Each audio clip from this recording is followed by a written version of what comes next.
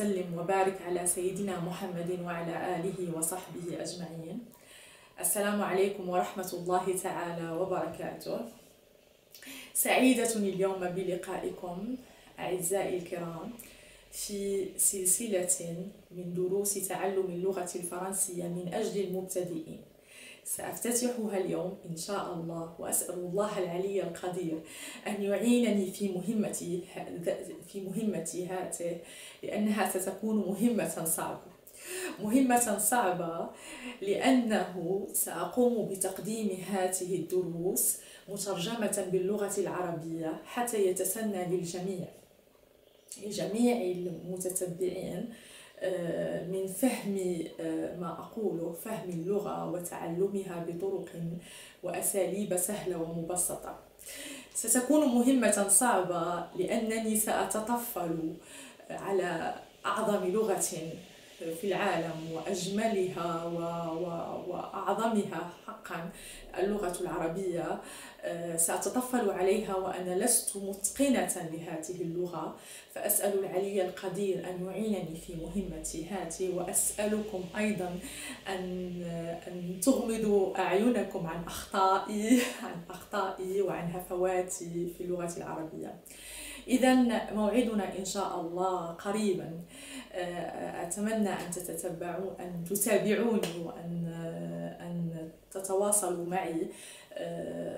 سأكون سعيدة لتقديم العون ومد يد العون لجميع الناس، وأسأل الله أيضا أن يكون ما أقدمه علما ينتفع به، علما يساعد الجميع على تعلم اللغة الفرنسية.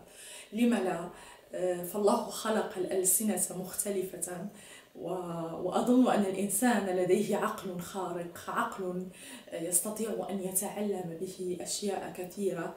فلم لا نتعلم لغات مختلفة تمكننا من اكتشاف ثقافات أخرى واكتشاف العالم حولنا. أعزائي الكرام، شكرا لكم. أتمنى أن أكون خفيفة الظل وأن لا أكون ثقيلة على قلوبكم، وأتمنى أن تدعموا قناتي بالإعجاب والاشتراك كما هو معتاد. وحتى وإن لم تريدوا أن تقوموا بذلك فيكفيني أن تتابعوا القناة وأن تتعلموا منها وأن تعلموا أبناءكم أيضا. أشكركم جزيل الشكر على ثقتكم ودعمكم ونصائحكم. أتمنى أن يكون فعلا ما أقدمه علما ينتفع به، وأقول لكم إلى موعد لاحق ومع درس جديد إن شاء الله العلي العظيم. والسلام عليكم ورحمة الله تعالى وبركاته. Bonjour tout le monde, j'espère que vous allez très bien. Bon, je suis aujourd'hui très contente car je vais commencer une série de leçons pour les débutants. Une série qui a été sollicitée et demandée par un bon nombre de personnes qui suivent ma chaîne et que je remercie énormément. Des personnes qui aimeraient apprendre à parler français, à communiquer en français et qui voudraient bien évidemment que les leçons soient traduites en arabe pour que ça soit beaucoup plus facile et accessible à tout le monde. Donc voilà ce qui distingue bien évidemment cette série de cours, des cours que je mets habituellement, que je publie habituellement sur ma chaîne.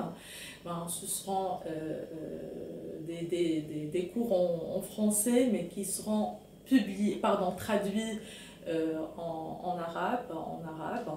J'espère que je vais pouvoir réussir cette mission qui me paraît vraiment très difficile, car parler en arabe classique est une chose qui demande une grande compétence. C'est vrai, on est des Marocains, mais on sait bien qu'au Maroc, c'est le dialecte qui est la langue maternelle, la langue parlée à la maison, et que la langue arabe et la langue officielle du pays est une langue qui n'est pas vraiment facile à apprendre, mais agréable à apprendre et agréable à utiliser. Donc j'espère que vous allez tirer profit de ces leçons, que vous allez les suivre Elles seront vraiment très courtes, très simples, mais très efficaces. Je vous promets qu'elles seront très efficaces. Donc, sur ce, je vous remercie énormément. Je vous remercie de votre fidélité, de vos encouragements, de vos conseils, même de vos dislikes. Donc, ça me montre et ça me prouve au contraire que je suis sur la bonne voie et que je dois persévérer et continuer, car le chemin de la réussite, il n'est pas facile.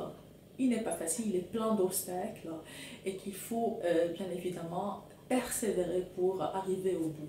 Donc voilà, sur ce, je vous remercie énormément et je vous dis au revoir et à très bientôt.